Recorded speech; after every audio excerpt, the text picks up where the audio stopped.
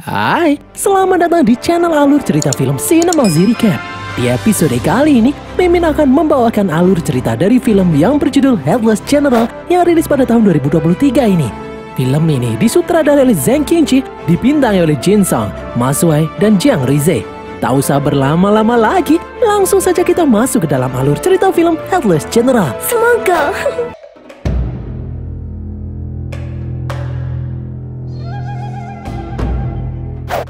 Alkisah, dahulu kala ada suku yang bernama suku Kietian yang pernah berhasil menjebol gerbang neraka. Setelah mereka berhasil mengalahkan penghuni neraka, suku itu berhasil menguasai kitab pencuri langit yang berisi rahasia kekuatan ilmu mistik yang sangat kuat. Pasukan serigala yang dipimpin oleh Jenderal Aguli datang ingin menguasai kota Julang. Saat ini, kota Julang dijaga oleh seorang jenderal bernama Xin Wanfu yang merupakan keturunan suku Kietian. Anak Aguli yang bernama Suani sudah tidak sabar ingin segera menguasai kota Julang. Namun, tangan kanan Aguli, pendeta Tao, memberitahu Suani tentang 7 pusaka yang dimiliki oleh Xin Wanfu. Yang pertama, ada peti darah 7 iblis yang menurut kabar di dalamnya ada 7 iblis tidak terlihat yang membantu Wanfu membunuh musuh-musuhnya. Yang kedua adalah armor Yantian yang sangat kuat.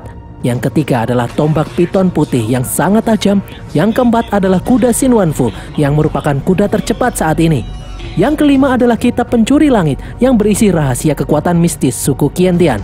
Yang keenam adalah putri Xin Wanfu bernama Si Tianjiao yang sangat cantik.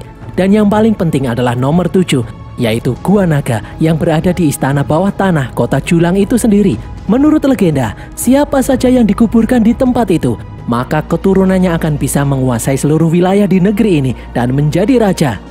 Aguli sudah membawa tengkorak ayahnya sendiri untuk dimakamkan di tempat itu agar Aguli bisa menjadi raja. Aguli pun bertanya kepada Suani, apakah dia mampu mengalahkan Xin Wanfu? Suani pun menjawab kalau dia telah mengutus seseorang. Suani yakin dia pasti akan membawakan kepala Xin Wanfu ke hadapan ayahnya ini. Sementara itu, di kota Julang, Xin Wanfu menyuruh anak buahnya untuk membagikan makanan bantuan untuk rakyat Julang. Sudah 3 bulan lamanya, kota Julang dikepung oleh pasukan serigala, membuat mereka kekurangan bahan makanan. Xin Wanfu menantikan bantuan pasukan dari pemerintah pusat, namun bantuan itu tidak kunjung datang. Beberapa saat kemudian, seorang pendekar bernama Xiao Buping terlihat kabur dari kejaran beberapa pasukan serigala. Dia berhasil sampai di kota Julang meskipun punggungnya terkena panah. Dia lalu menemui Wanfu untuk memberikan surat dari raja. Buping kemudian meninggal. Wanfu pun menyuruh anak buahnya untuk memakamkan Buping dengan layak. Malam harinya, Wanfu membaca surat dari raja itu. Dalam surat itu, raja mengatakan kalau dia tidak bisa mengirimkan bantuan pasukan. Raja juga mengirim racun untuk diminum seluruh penduduk kota Julang. Sambil menahan emosi, Wanfu akhirnya meminum racun itu. Seorang prajurit lalu datang memberi kabar bahwa bantuan makanan yang kemarin mereka konsumsi ternyata beracun. Banyak penduduk kota yang tewas setelah memakannya. Wanfu dan Tinjiao kemudian mengecek keadaan rakyat. Akibat racun itu, jasad penduduk membusuk dalam waktu sehari. Akhirnya mereka membakar jasad-jasad itu. Wanfu pun berpikir kalau inilah akhir dari kota Julang. Wanfu kemudian berdoa di kuil peninggalan suku Kietian yang ada di dalam istana bawah tanah. Dia meminta izin kepada para leluhur untuk menggunakan ilmu sakti keturunan suku Kietian. Dia akan menggunakannya untuk pertempuran terakhir melawan pasukan serigala. Meskipun kalah jumlah, Wanfu akan mempertahankan kota Julang sampai titik darah penghabisan. Wanfu lalu menyadari ada seseorang yang datang. Ternyata itu adalah Buping yang sebelumnya dimakamkan. Ternyata Wanfu sebenarnya juga sudah mengetahui kalau Buping masih hidup. Wanfu mengatakan kalau dia telah memasang jebakan di gerbang kota Julang. Buping berhasil lolos dari jebakan itu. Itu artinya Buping bukanlah orang yang sembarangan. Buping pun terkesan karena racun yang diberikan raja tidak mampu membunuh Wanfu. Buping berkata kalau tujuan sebenarnya dia datang ke kota Julang adalah untuk meminjam kepala Wanfu. Di tempat lain, Tianjiao mendapat firasat yang tidak enak tentang ayahnya. Dia pun berlari ke ruangan ayahnya. Beberapa orang memberitahu kalau jenderal ada di istana bawah tanah. Tianjiao pun masuk ke dalam istana bawah tanah. Betapa kagetnya dia melihat tubuh ayahnya sudah tergeletak tanpa kepala. Secara aneh, tiba-tiba tubuh Wanfu itu pun terbang. Di luar, ternyata Xiao Buping adalah pendekar yang disewa Suani untuk membunuh Wanfu.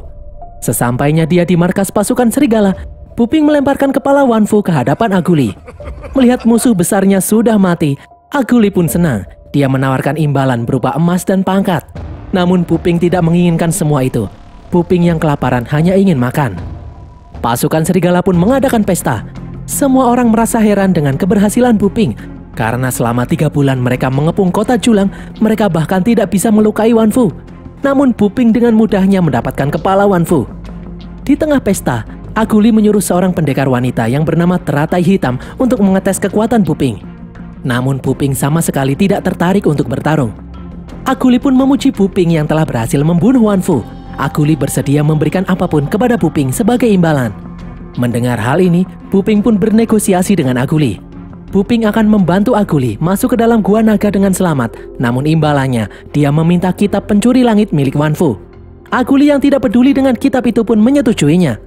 Aguli langsung menyuruh pasukannya untuk bersiap-siap karena mereka akan mulai berangkat saat subuh tiba nanti. Seorang prajurit lalu datang memberi kabar kalau Jenderal Hu Leinu telah lebih dulu berangkat ke kota Julang begitu mendengar kabar Wan Fu telah tewas. Puping pun berkata kalau Hu Leinu pasti mati. Di luar, Hu Leinu dan pasukannya berhasil masuk ke dalam kota Julang setelah menghabisi semua penjaga gerbang. Seorang anak buah Hu Leinu menemukan kuda milik Wan Fu. Saat Leinu ingin menungganginya, kuda itu malah melawan dan kemudian kabur. Hu Leinu yang masih emosi tiba-tiba kaget karena melihat sesuatu. Kuda itu kembali sambil dikendarai Xin Wan Fu yang tanpa kepala. Semua orang pun ketakutan. Saat pasukan itu akan menyerang, tiba-tiba secara aneh kepala prajurit itu terpenggal. Semua prajurit yang masih hidup pun semakin ketakutan. Mereka memilih untuk kabur. Roh iblis di dalam peti pusaka lalu menarik kaki Leinu. Leinu yang panik memotong kakinya untuk melepaskan diri. Di saat Leinu akan kabur, Wan Fu menusuk Leinu dengan tombaknya. Keesokan paginya, Aguli dan pasukan serigala yang baru sampai di depan kota Julang melihat kekacauan ini. Mereka melihat tombak milik Wan Fu tertancap di gerbang. Itu artinya Wan Fu masih hidup. Namun Aguli tidak mempercayai hal itu. Mereka kemudian menanyai salah satu prajurit Leinu. Sambil ketakutan, prajurit itu memberitahu apa yang dia lihat sebelumnya. Suani pun meminta penjelasan dari Puping. Puping berkata kalau Wan Fu pasti menggunakan ilmu rahasia dari kitab pencuri langit. Puping menyuruh semua pasukan serigala masuk ke kota Julang setelah awan hitam pergi. Setelah awan hitam itu pergi, pasukan serigala dan Puping masuk ke dalam kota Julang.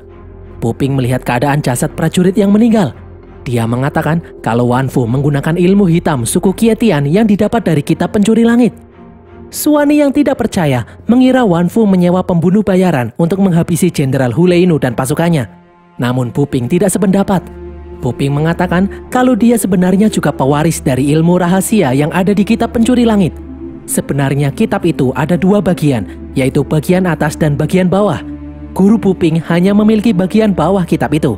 Itulah sebabnya Puping diperintahkan oleh gurunya untuk mendapatkan kitab bagian atas yang saat ini dimiliki oleh Wan Fu. Aguli lalu berkata kalau dia akan memberikan kitab itu cuma-cuma asalkan Puping membantunya menemukan putri Wan Fu yang bernama Tian Jiao. Dahulu di tengah perang, Wan Fu membunuh putri Aguli yang bernama Zhang Guna. Itulah kenapa Aguli menyerang tempat ini. Dia juga ingin balas dendam. Puping menyuruh Aguli untuk tidak usah khawatir, dia akan membantu Aguli. Namun Aguli tidak langsung percaya begitu saja. Aguli menyuruh anak buahnya untuk mengawasi Puping dan membunuhnya jika Puping terbukti berkhianat. Rombongan itu pun masuk ke dalam istana Wan Fu. Di sini mereka menemukan pusaka peti 7 iblis. Namun setelah diperiksa, Suani tidak menemukan hal istimewa dari peti 7 iblis ini. Aguli pun menghadiahkan peti itu kepada penasehatnya, Pendeta Tao. Setelah menggeledah tempat itu, mereka tidak menemukan sesuatu yang aneh. Mereka pun berpikir kalau Xin Wan Fu memang benar-benar sudah meninggal. Di sini Pendeta Tao penasaran kenapa kota ini begitu sepi, kemana semua rakyat Julang pergi. Puping berkata, kemungkinan rakyat yang selamat bersembunyi di istana bawah tanah. Pendeta lalu memberitahu raja, jika ada banyak orang yang ikut masuk ke dalam istana bawah tanah, maka akan mengacaukan aura spiritualnya. Mereka harus beberapa orang saja yang masuk. Namun Suani tidak setuju. Suani pun menyarankan untuk menemukan rakyat yang bersembunyi di dalamnya dan membunuh mereka semua. Di sini Puping sengaja membuyarkan konsentrasi teratai hitam agar dia bisa menyelipkan batu aura negatif kepada beberapa orang. Beberapa saat kemudian, pendeta menemukan aura negatif dari beberapa pasukan serigala itu. Pendeta menyuruh mereka untuk keluar. Melihat hal ini, Suwani semakin tidak terima. Suwani takut kalau di dalam gua nanti mereka disergap oleh musuh. Namun Aguli yang percaya dengan Pendeta Tao akhirnya hanya membawa beberapa orang saja untuk masuk ke dalam gua. Pendeta pun akhirnya menemukan pintu masuk istana bawah tanah itu. Sebelum masuk, teratai hitam merantai tangan Puping dengan tangannya. Dengan begitu, semua tindakan Puping akan diketahui olehnya. Mereka pun masuk ke dalam istana bawah tanah. Puping lalu membaca tulisan yang menyuruh mereka untuk berdoa kepada patung leluhur agar selamat dalam perjalanan menuju istana bawah tanah. Jenderal Lihu menolak untuk berdoa.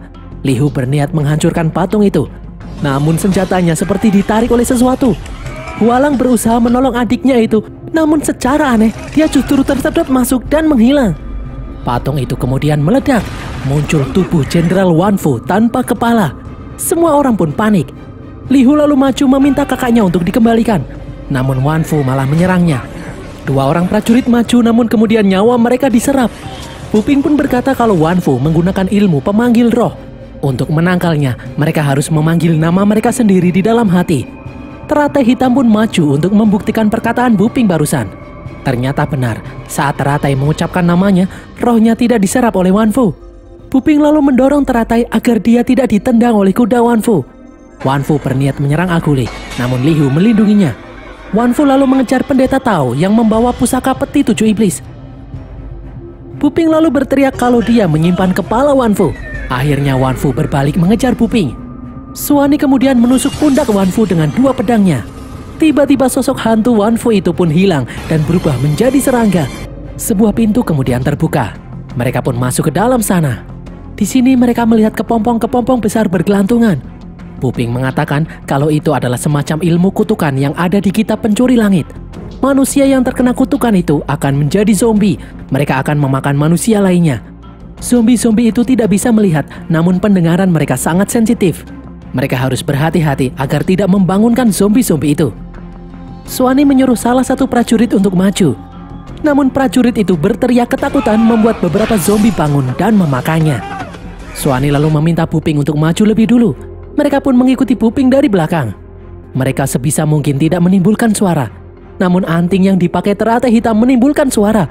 Saat zombie yang ada di dekatnya bersiap menyerang, Puping langsung menyelamatkan teratai. Suwani lalu tidak sengaja menginjak tengkorak. Untung saja Suwani mengangkat kakinya, jadi zombie gagal memakannya. Suwani akhirnya mengorbankan prajurit agar zombie menjauh darinya. Teratai lalu menusuk kepala zombie yang menggigit lengan Puping. Mereka pun akhirnya berhasil melewati sekumpulan zombie itu. Teratai bingung kenapa Puping menolongnya. Puping berkata jika zombie menggigit lengannya, dia tidak akan apa-apa. Namun jika zombie itu menggigit teratai, maka teratai pasti akan mati. Teratai yang kasihan kemudian merawat luka Puping. Teratai lalu menyuruh Puping untuk mengurus dirinya sendiri. Di sini Pendeta Tao menemukan batu yang memberikan aura negatif. Dia mencurigai Puping yang melakukannya. Namun dia tidak langsung memberitahu Aguli. Sementara itu, Lihu menemukan satu lagi zombie. Dia menusuk zombie itu dengan tombaknya. Ternyata zombie yang dia tusuk adalah Hualang, kakaknya sendiri. Lihu pun menyalahkan Puping atas kematian kakaknya ini. Dia ingin menyerang Puping, namun teratai menghalanginya. Suwani lalu berkata kalau kematian Hualang adalah karena kesalahan Lihu itu sendiri. Mereka pun melanjutkan perjalanan. Tiba-tiba mereka melihat Tian Zhao. Lihu pun mengejar gadis itu. Sementara yang lainnya menyusul dari belakang. Tian Zhao terus berusaha kabur menghindari Lihu. Di belakang, tiba-tiba Puping menyuruh yang lainnya untuk berhenti karena dia melihat jaring laba-laba yang sangat tajam. Jaring itu sangat kuat bagaikan besi namun setipis rambut. Suwani menyuruh Lihu untuk kembali, namun Lihu yang kadung melewati jaring itu mengalami luka yang parah hingga akhirnya tewas. Pendeta Tao lalu menodongkan pedangnya ke arah Puping. Dia mengatakan kalau Puping sengaja menggiring mereka ke dalam istana bawah tanah dan membunuh mereka satu persatu. Suwani yang tidak terima anak buahnya dicurigai, menyuruh Pendeta Tao untuk menurunkan pedangnya. Suwani mengingatkan kalau Puping telah berhasil mendapatkan kepala Wanfu. Pendeta Tao lalu berkata kalau itu hanyalah trik untuk menghabisi mereka. Suwani kemudian menyuruh Puping untuk berbicara. Puping berkata kalau dia bukanlah anggota pasukan serigala, jadi untuk apa dia setia kepada Aguli. Pendeta Tao pun semakin mendekatkan pedangnya. Teratai lalu menghalangi pedang itu dengan pisaunya. Puping kemudian berkata, di sini mereka memiliki kepentingannya masing-masing. Puping akan membantu Aguli menuju istana bawah tanah, sementara Puping sendiri akan mendapatkan kitab pencuri langit. Masalah tentang berapa orang yang akan mati dalam perjalanan ini bukan urusan Puping. Puping hanya tahu, tanpa dia mereka tidak akan sampai sejauh ini. Akhirnya Aguli menyuruh semua orang menurunkan senjata mereka. Aguli lalu menanyakan cara untuk memusnahkan jaring laba-laba yang ada di hadapan mereka ini. Puping lalu mengeluarkan sesuatu. Puping menyalakan api, membuat jaring laba-laba itu terbakar habis. Setelah jaring laba-laba musnah, Suwani langsung mengejar Tian Jiao. Suwani harus berhati-hati karena Tian Jiao mengeluarkan jaring laba-laba. Pendeta Tao kemudian melemparkan bahan bakar, membuat Suwani bisa menghasilkan api. Jaring laba-laba itu pun habis terbakar. Suwani akhirnya berhasil menangkap Tian Jiao. Suwani lalu menyerahkan Tian Jiao kepada Aguli. Aguli melihat ada luka di bahu belakang Tian Jiao. Aguli juga terkejut melihat bola mata Tian Jiao berwarna hijau sama seperti putrinya. Aguli lalu bertanya tentang luka di bahu Tian Jiao. Tian Jiao mengatakan kalau Wan Fu sengaja melukai punggungnya itu untuk menghilangkan suatu tanda. Aguli lalu memperlihatkan tanda di tangannya. Ternyata tanda di tangan Aguli dan bahu Tian Jiao itu sama. Itu artinya selama ini Tian Jiao adalah anak Aguli yang hilang, Zaguna. Tian Jiao tentu saja menolak hal itu. Tian Jiao tidak sudi menganggap Aguli sebagai ayahnya. Aguli lalu menyuruh Suwani menghormati Tian Jiao karena dia adalah kakaknya. Namun Suwani tidak terima. Aguli mengatakan kalau dia akan menjadikan Tian Jiao sebagai penerus tahta, asalkan Tian Jiao mau memanggilnya ayah. Namun Tian Jiao menolak dan kemudian kabur. Ternyata di kuil persembahan ada banyak prajurit serigala yang berjaga. Mereka pun menyerang Tian Jiao. Aguli kemudian memberitahu pasukannya itu kalau Tian Jiao adalah putrinya. Kelak Tian Jiao lah yang akan menjadi penerusnya nanti. Semua pasukan serigala itu pun memberi hormat kepada Tian Jiao. Puping lalu berkata kalau terlalu banyak orang yang masuk ke dalam istana bawah tanah ini. Salah satu prajurit berkata kalau mereka disuruh oleh Suwani untuk berjaga di sini. Suwani beralasan kalau dia takut ada musuh yang menyergap di dalam istana bawah tanah ini. Aguli pun marah. Gua Naga ini adalah satu-satunya harapan dia menyambung hidup dan menjadi raja. Namun Suwani malah mengacaukan feng shui tempat ini. Aguli lalu memukul Suwani yang berani mengambil keputusan seenak jidatnya. Aguli pun memerintahkan semua pasukan serigala itu untuk keluar dari istana bawah tanah dan berjaga di depan gerbang kota. Pendeta Tao lalu memberitahu kalau dia sudah berhasil menemukan Gua Naga. Mereka pun bergegas menuju tempat itu. Di sini, pendeta kembali mengingatkan jika tengkorak ayah Aguli dimakamkan di tempat ini, maka keturunannya akan diberkahi dan menjadi raja. Aguli pun semakin bersemangat. Tiba-tiba, Suwani menusuk Aguli. Teratai ingin menolong namun kesulitan karena lengannya masih terikat dengan Puping. Suwani berkata kalau dia akan menggagalkan rencana ayahnya itu. Dia juga akan membunuh Tian Jiao agar dia sendiri bisa menjadi raja. Ternyata Aguli tidak semudah itu dikalahkan. Aguli pun melempar Suwani. Teratai kemudian menodongkan pisaunya ke leher Suwani. Suwani yang ketakutan itu pun meminta maaf kepada ayahnya. Tiba-tiba langit berubah. Aguli menyuruh pendeta Tao untuk segera menguburkan tengkorak ayahnya. Suwani lalu berhasil melepaskan diri. Dia kemudian menyekap Tian Jiao. Aguli berusaha mencegah Suwani membunuh Tian Jiao. Namun di sini Aguli melihat bola mata Tian Jiao yang berwarna hijau rusak. Mereka pun sadar kalau Tian Jiao telah membohongi Aguli agar Aguli mengira Tian Jiao adalah putrinya. Puping lalu diam-diam mengambil batu besar dan memukul Suwani hingga terjatuh. Aguli pun juga sadar kalau Puping bekerja sama dengan Tian Jiao agar dia dan putranya, Suwani, saling membunuh satu sama lain. Aguli langsung menyerang Puping dan Tian Jiao. Puping pun berteriak memanggil seseorang untuk keluar. Tiba-tiba sebuah tombak terbang dan menghalangi pedang Aguli. Dari dalam makam muncul tangan yang menarik pendeta Tao masuk ke dalam makam. Makam itu pun meledak. Wan Fu kemudian muncul dari dalam makam.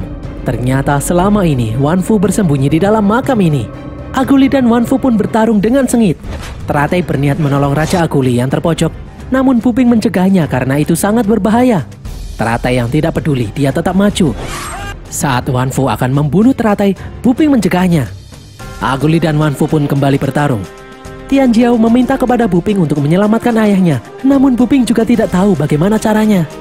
Tian Jiao lalu mengambil kitab pencuri langit bagian atas yang berada di patung naga. Puping ragu karena dia pernah berjanji kepada gurunya tidak akan mempraktekkan ilmu dari kitab pencuri langit bagian atas itu. Tian Jiao pun mengatakan jika Wan Fu kalah, maka Aguli akan menang dan menguasai kota Julang. Kota Julang tidak akan pernah damai. Akhirnya Puping mau membaca kitab itu. Puping menggunakannya untuk melepaskan roh iblis dari peti 7 iblis milik Wan Fu. Roh-roh itu lalu mengelilingi Aguli, membuat Aguli tidak bisa bergerak. Tiba-tiba petir menyambar, membuat patung naga yang ada di atas terjatuh menimpa tubuh Aguli. Aguli lalu berkata, jika Wan Fu membunuhnya, maka pasukannya akan datang untuk balas dendam. Wan Fu dan Puping pun tertawa mendengar perkataan Aguli ini. Puping mengingatkan kalau sebelumnya Aguli berkata kepada pasukannya kalau Tian Jiao adalah putrinya sendiri dan Tian Jiao lah yang akan menjadi penerusnya. Akhirnya, Aguli pun tewas di tangan Wan Fu. Tian Jiao lalu keluar menemui pasukan serigala yang berjaga di depan gerbang kota. Mereka semua memberi hormat kepada Tian Jiao. Tian Jiao memberitahu kalau Aguli dan Suani telah tewas di dalam gua. Mereka sudah dimakamkan di dalam gua.